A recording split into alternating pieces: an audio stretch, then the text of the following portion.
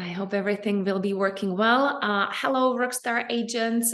Your host, Hannah, is here. You might see my environment is slightly different. I am in Dallas, Texas.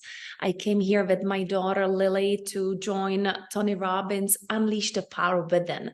You see, even coaches need to be coached. But today I would like to welcome our dear guest and coach, Jim Steele. Hey, Jim, how are you? I'm good. How are you? I'm doing good. Little echoey on my end, but it will be mainly you doing the talking, actually. I would like to go straight to it. We have 30 minutes for our jam session at Real Estate Rockstars. And I would love to focus on expireds because during our last conversation, you actually mentioned that they are popping up. Is that right? Yes. Yeah, we're starting to see more of them every day. I just got like 7 new ones this morning in our market, which we didn't have 7 in a month, 3 months ago. So they're popping up. That's excellent news. Market is changing. So why don't we start a little bit from broader perspective? I would love to hear your opinion and your point of view on how to approach them, because from what I heard and what I know, they might be a little bit more sensitive because they've been burned. So what is your philosophy on interacting with expireds? How do you work them?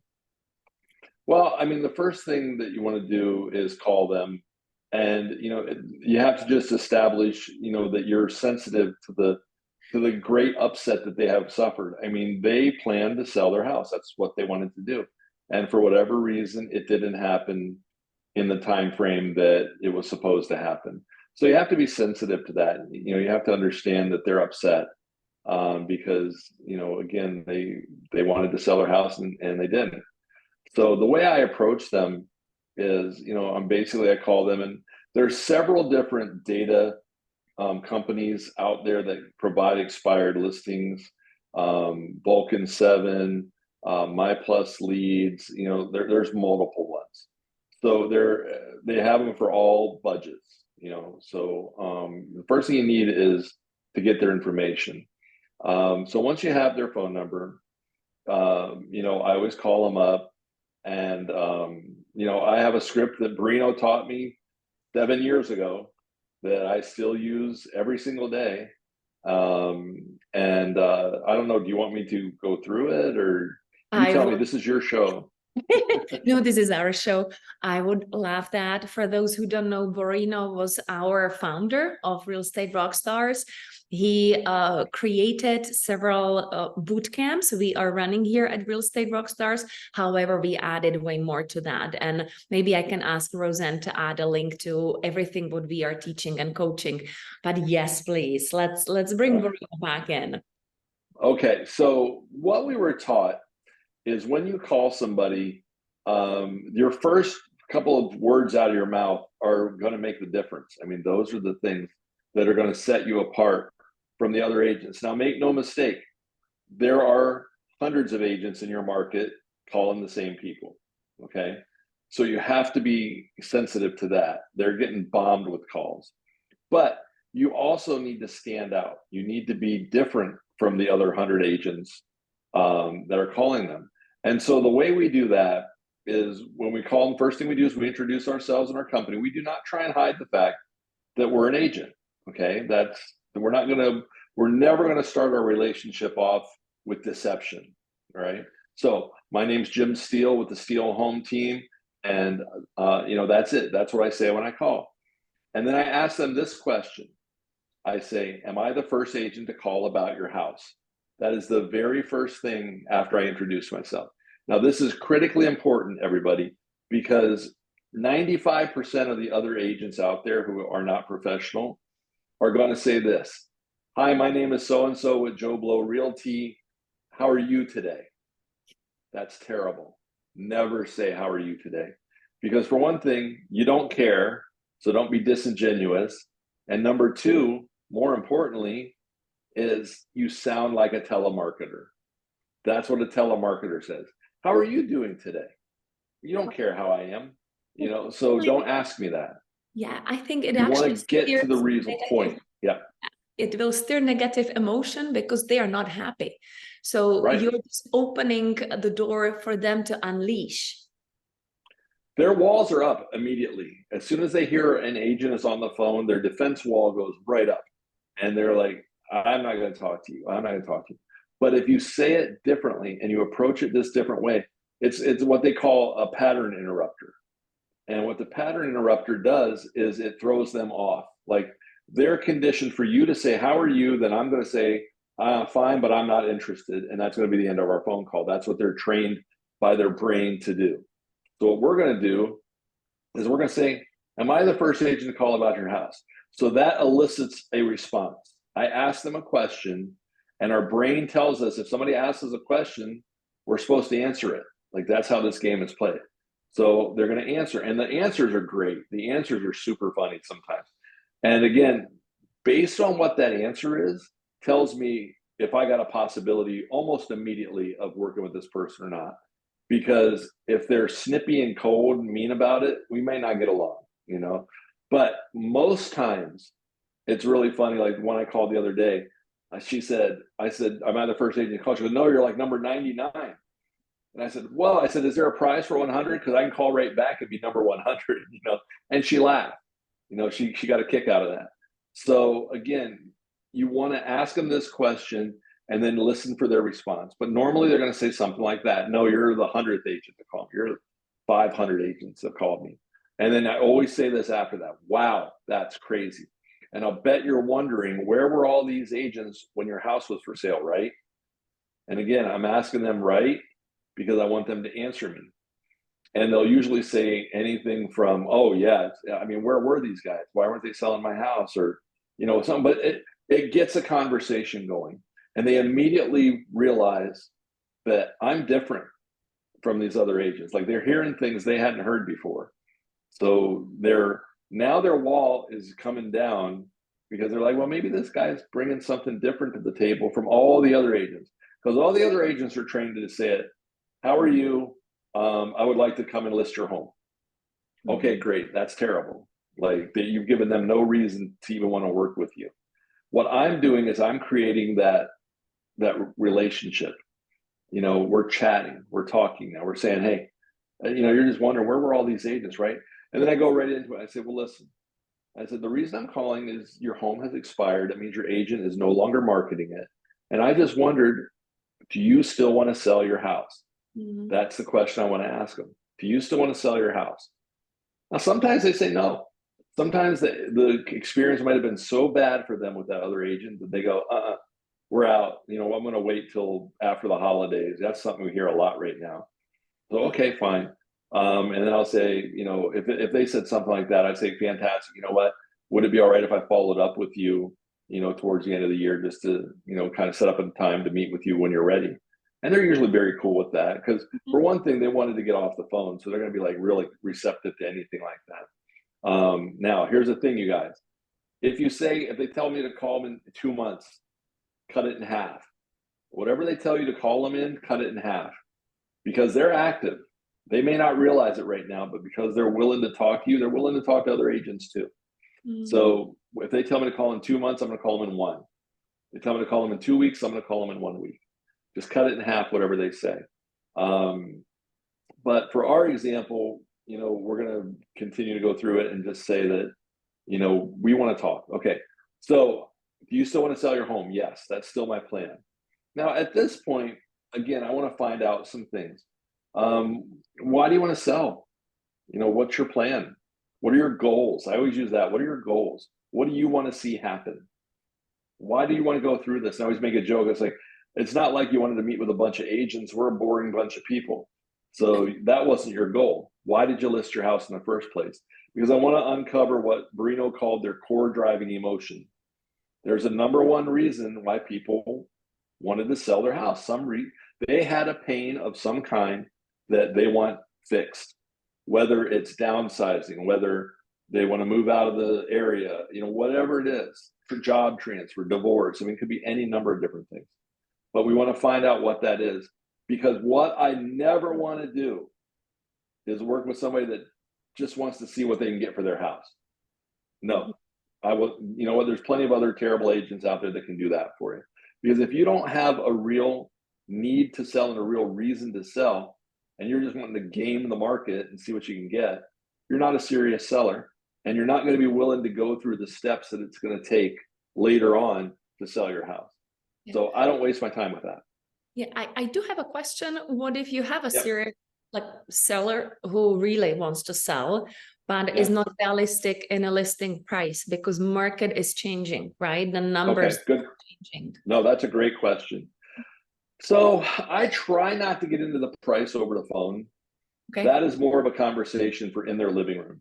That's where I want to talk about the price, because most reasons that the house expires is the price was wrong. Yeah. You know, look, the last 3 years, if an agent could manage to stagger their way into getting the house on MLS, it was going to sell. It didn't matter. You didn't have to know how to market. You didn't have to price it right. You didn't have to do anything. If it was a house and it was for sale, there were so many buyers 2 and 3 years ago that everything was selling. Every single house was selling. True. So if now that houses are expiring, the main reason is the price. They're priced like it was last year. It's not like that now. People aren't paying silly numbers with the interest rates where they are and everything. Buyers are much more careful. So they're not just throwing silly numbers out there. And this is why the house expires. But I don't want to get into that on the phone, because if they want a silly number, I don't want to be the one to tell them over the phone, yeah, you're nuts. That there's not a good way to say that. So we talk about that in person. And what I will say in person about the number is, listen, your house was listed at this number, say 500,000. For 6 months, it sat and no one bought it. Okay. The market has spoken to you and is telling you this price is not acceptable. We're not going to buy the house at this price, or somebody would have bought it. Okay. So they have to understand that whatever number they had didn't work. There makes 0% chance that it's going to sell, it makes 0 sense to list it at that same number. The market already rejected that price. And that's what I tell them. We have to come in at some different number because the market has spoken and has said, no, don't want this house for that price. We got to go to a different number. But again, that's not a conversation I have on the phone, because you got to, when you're telling them that the number that they want is wrong, you have to be in front of them, because they're going to be less likely to hang up on you when you're standing in their living room. So that's kind of how I approach that. But back to the script. You have another question? Yeah. More questions? More questions. Oh my gosh, I have so many questions. I'm making some notes. Bring them on. I kid. know that you are diving deep into expired in your bootcamp coming up this December. I will ask Roseanne to add a sign up for waiting list underneath our conversation. So far, this is really deep, because it's a lot about NLP. It's about pattern interrupt, core driving emotions, realistic sales price. So I think all of it needs a little bit more time to be explained and even placed into a real examples or even a role play. So, another question when it comes to expired, how far do you go for expired? So let's say if someone expired a month ago, that's very fresh. Oh, I thought you meant miles, like distance. Yeah. How far would you go? The older ones are better. Tell me why. Because they're not getting bombed with phone calls. See, if there was an expired listing, let's say, 6 months ago. Yeah. And I come across it. And I look, in the MLS, I make sure it's not listed and everything, so I can call it. And it's now cold. Like they're not getting pounded with phone calls anymore. That happens right away. After about, in fact, I don't know. I didn't really study it, but I would assume after like 2 weeks after it's expired, the calls are going to stop. Like that's it. So now that this house is sat for 6 months, they're going to be more receptive if they had a legitimate reason that they wanted to sell. That's the key. They still have to have that reason that they wanted to sell the house. And if it's still there, then, we will talk about how we address it and how we make that goal a reality for them. That's fantastic because you have all the information you need. You know how long they are expired. You can still see where they were listing, right? You can run the comps before you will even call them.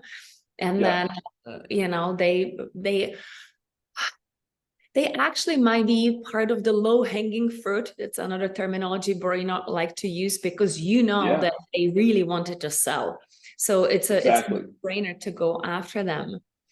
Yeah. And one of the things that I do is, you know, just like you said, before I even call them, I do my research. I look at their listing. I look at a couple of things. I look at the pictures, see if it was professionally marketed. Like I saw one today. I was working with my team this morning, and we looked at one that was almost $1 million house. It had 37 pictures. Like it was like 3,600 square feet. That's not enough. That's not enough marketing juice. You need a lot of pictures, like 75, 80 pictures, you know, get some action going. So that immediately told me that the agent didn't know how to market a house. Then I looked at the agent themselves, their production. I want to see, does this person even know how to sell a house? They sold 10 houses. Wow, that's a lot. You know, no, it's not a lot. So again, now I know that they had a second-rate agent that didn't know how to market a house.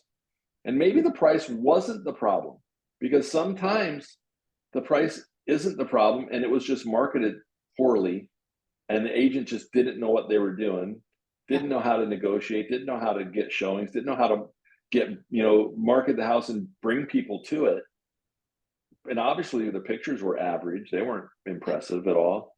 And this house was like on a golf course. There was no drone shots, no aerials, and none of that. So I'm like, wow, this is terrible.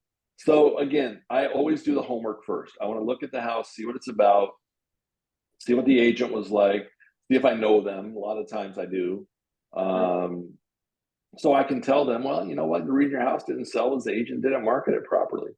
Maybe I would keep it at the same price. Sometimes I do. Sometimes if I comp out a house and I say, you know what, the reason it didn't sell wasn't the price, it was the bad agent, I'll keep it at the same number and turn around and sell it.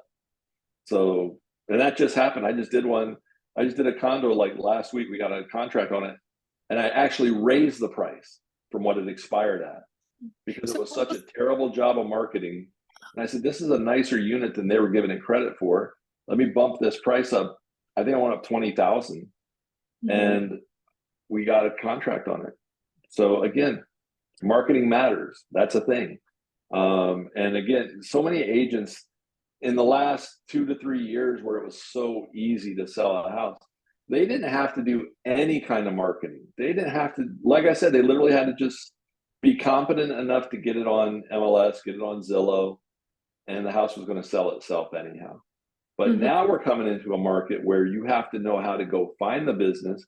You have to know how to go bring the buyer to your house, and you have to know how to market that house so that they want to pay you what your client ends up wanting for that house. Are you saying that now we again have to do the real job? Actually, going to have to be real estate agents. I know that's shocking. I know it's stunning. Some people will probably quit because they'll be like, this isn't what I signed up for. You know, I mean, think about it. The agents who got their license in the last 3 years don't know what a real estate market looks like. It's been all gravy. It was the easiest thing in the whole wide world. Now we're going to separate the men from the boys, so to speak, coming into the new year, because it's going to swing more towards a balanced market where you're going to have to know how to market. You're going to have to know how to differentiate, your house from the other one. I looked at this neighborhood this morning. That house, there was 12 other houses for sale in the same neighborhood. You better darn well know how to market a house if you're going up against 12 other houses in the same neighborhood. And again, these agents don't have that knowledge because they never had to do it. They weren't taught to do it. They don't feel like they need to because they were in their world. All you got to do is get it online and everyone comes and buys it. Like it's the easiest thing in the world. Yeah, but that's not how it really works.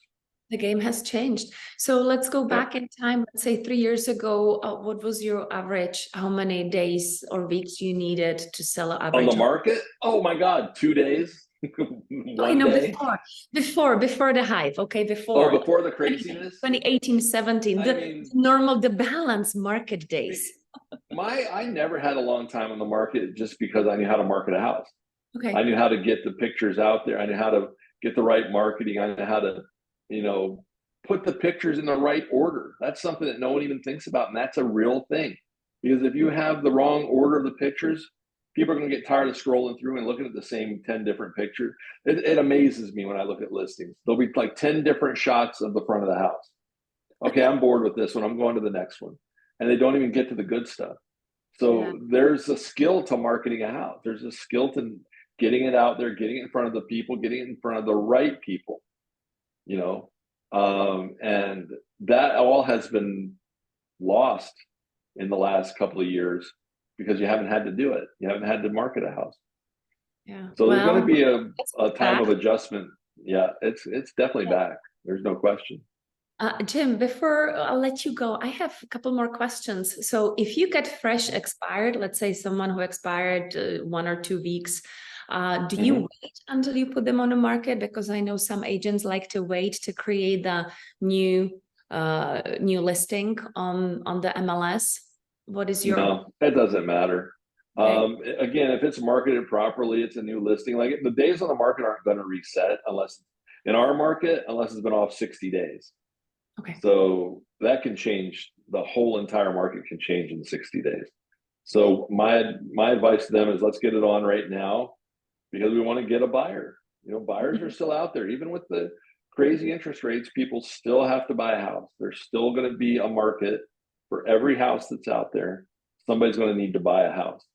Might Yeah. as well be this one, you know. And that's the way we approach it. Is it might as well be yours. Let's get it on the market. Let's do the marketing. Let's get everything done, the pictures, everything done the right way, the website built, all that stuff, and sell a house. But Yeah. no, I don't wait. I don't wait. I just get it on as soon as they're ready, we get it on the market. I like that. I also like your language, how you are saying, let's get on the market, let's get this sold. You approach it as this is a teamwork. We are in this Yeah. together, and there is no space for I want to get it on the market, I want to market it, I want to sell it. I really like that approach. How Yeah. about holidays? Do you try to avoid holidays for listing your listings, or not really? You just Yeah. get I through? mean, no, you know, that's a age old question. I don't love getting pictures taken with the Christmas tree in it and stuff, you know, because if the house doesn't sell and you know you're into February and March and you still got a Christmas tree in your pictures, you know, I don't know. That's a personal taste thing.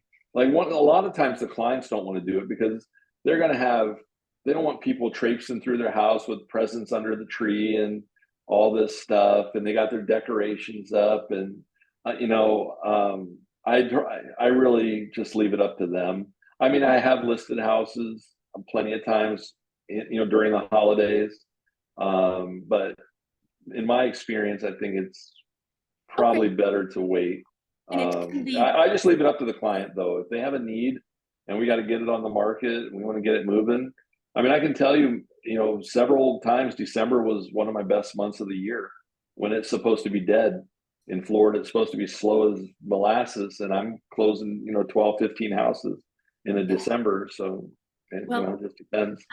You mentioned Borino. I remember him saying, utilize the holidays because people don't want to list the homes, and there will be limited inventory while people are off the work.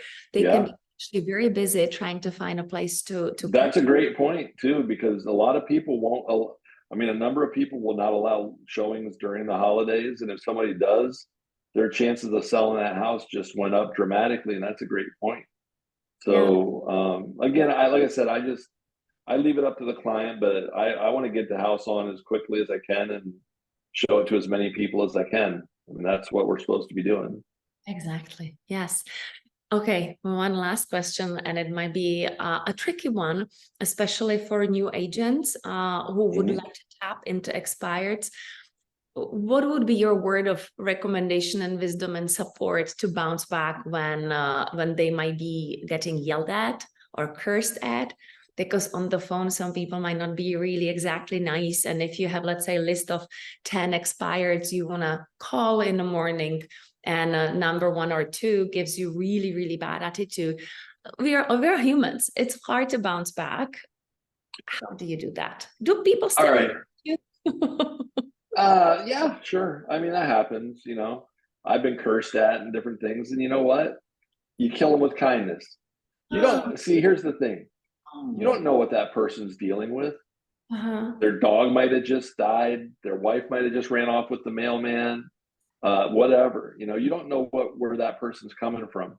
So I don't take it personally. You can't take this business personally. They don't know you. You're just a voice on the phone, and they're just reacting. But I'll tell you what I teach my agents, though, is look, it's just words. You know, when I was a kid, I believe sticks and stones was a thing, right? Sticks and stones may break my bone. Right. As long as you're not hitting me with a stick or a stone, I really don't care what you say. It's not going to impact me. It's not going to change my mood for the day. I'm not going to go off and sulk in the corner because somebody yelled at me and called me a mean name.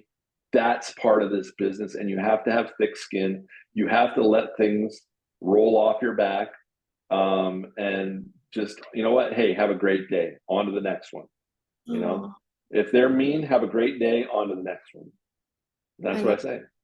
I love that. So guys, if you're out there and still scared from calling expired, why don't you check out Jim Steele bootcamp starting in December, and keep in mind, you can kill them with kindness, because then you are the one who is on the higher road. And that's important, because this is a tough business. Real estate is a tough business. We all know it. And you need to figure out how to pivot in situations like these. I love it. Yeah, exactly. And just don't take it personally. Like I said, they don't know you. They'd probably love you if they met you in person. So you know what? Just on to the next one. Oh, okay. I love it. Hey guys, if you have any other questions for Jim Steele, I will absolutely have him back for another jam session, definitely before we will start his bootcamp. And please ask questions, go ahead. And even if someone would like to role play, maybe we can patch you into the call. Sure. And then yeah, we'll we put can play. you on I'm all about role playing. That's what we do with my team all the time. So I'll role play anytime. It's fun for me. Yeah. Well, thank you. Thank you so much, Jim, for your time. I appreciate it. You're welcome. Looking forward My pleasure. to back again soon. Okay. Thank you. Bye, Okay. guys. Bye, guys. Take care. Bye.